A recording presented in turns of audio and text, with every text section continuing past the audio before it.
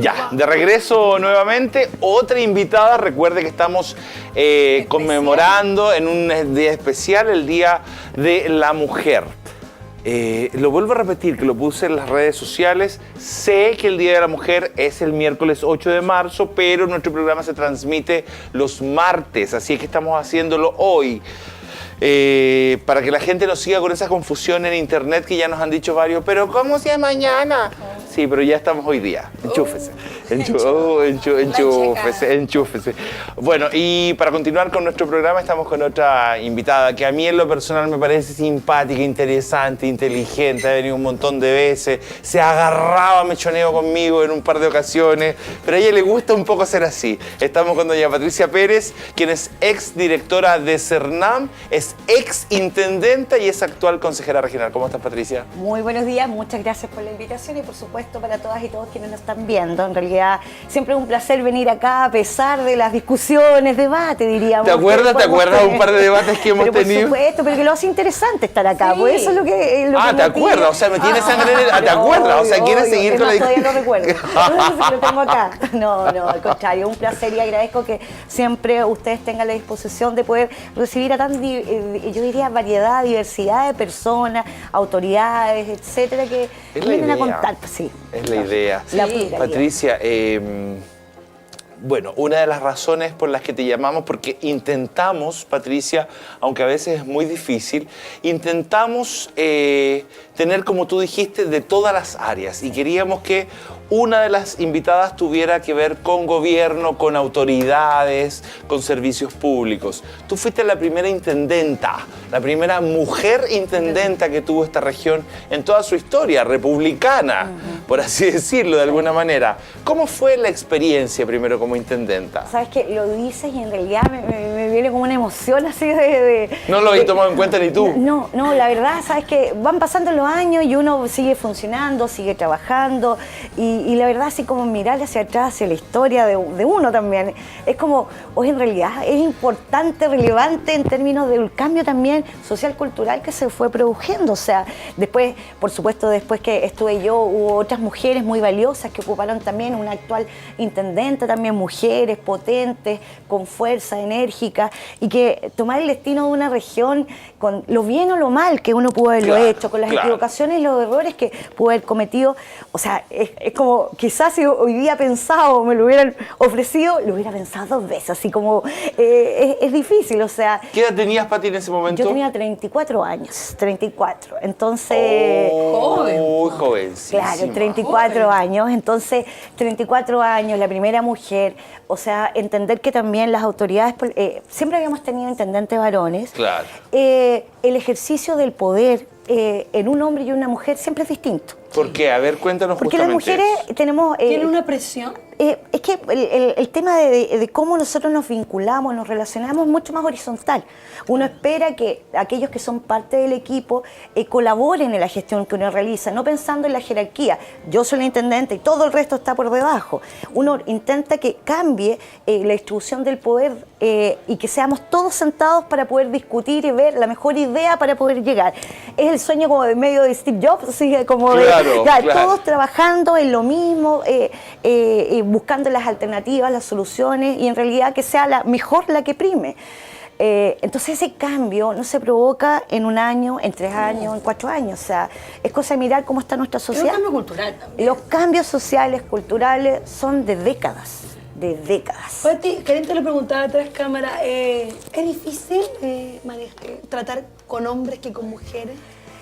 Siempre con todo grupo humano cuando uno llega la primera vez y además esto de ser joven, entre que ser joven también no ayuda mucho en alguna medida, pero sí uno llega con mucha energía y eso hay que reconocerlo en todas las y los profesionales, técnicos, cualquiera que sea joven y entra como a un trabajo, llega como mucha energía, muy power. Pero sí, es cierto que uno tiene que trabajar tratando de entender también desde la lógica masculina es cómo se realiza este trabajo mancomunado, cómo uno logra unir también a los varones en el trabajo que uno realiza. Ya después, si tú me preguntas a esta altura de la vida, como con 10 años atrás, o sea, de experiencia que uno ya va tomando en trabajar con equipos bastante, yo diría, masculinizados, uno ya entiende cómo vincularte. Pero al principio, ciertamente, fue todo un aprendizaje, o sea, fue complejo, sí.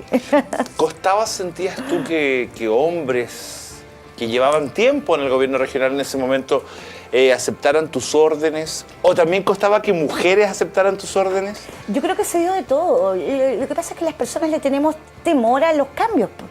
O sea, ¿dónde está el queso? Libros como eso que nos demuestran que cualquier cambio de trabajo, de familiar, nos genera un pánico, un no saber cómo lo voy a hacer, cómo lo voy a enfrentar. Entonces, ciertamente, uno se resiste. ¿Y cómo lo enfrentabas?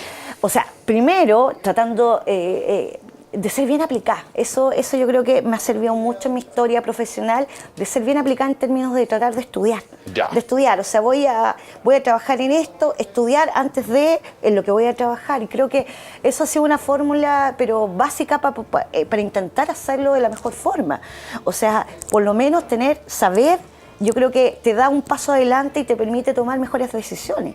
Entonces, si tú llegas sabiendo, es muy distinto a que llegues en blanco. En blanco, las propuestas que te hacen, tomar la mejor alternativa, la mejor solución y consultar a aquellos también que ya tienen una experiencia en el trabajo. Eso también ha sido pero básico. Oiga, Pati, ¿y cómo es, por ejemplo, cuando usted estaba o los directores, cuando se juntan, por ejemplo, con la intendenta, cuando se juntaban? Cuando tenés que pegarle una gritoneada a un CRM que tiene 70 Claro. y es hombre. No, claro, ¿cómo se tratan esas reuniones? Los hombres... Mira, solamente a modo de ejemplo les voy a contar una vez que a mí me tocó ser intendenta cuando Arica Parinacota era parte de Tarapacá. Claro. O sea, yo pasaba 2 días en Iquique, 3 días en Arica, recorriendo toda Arica Parinacota, luego devolviéndome para recorrer el Tamalugar. O sea, vivía ahí viajando. O sea, era toda la semana, no estaba acá en Iquique o estaba en Arica, entiéndase, en cualquier comuna de estas 2 regiones, de estas 2 actuales regiones.